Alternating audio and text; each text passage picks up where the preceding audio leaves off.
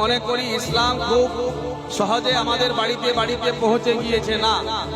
এই ইসলামকে আমাদের বাড়িতে পৌঁছাতে গিয়ে হাজার হাজার সাহাবায়ে কেরামের গর্দন কিন্তু আলাদা ছিল আর ধর আলাদা ছিল।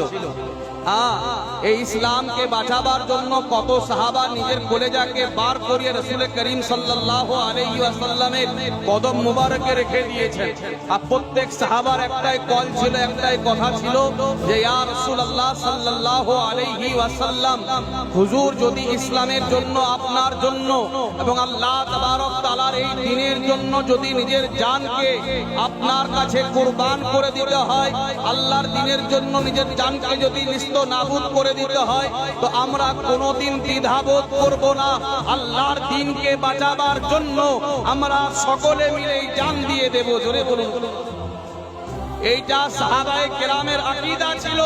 আর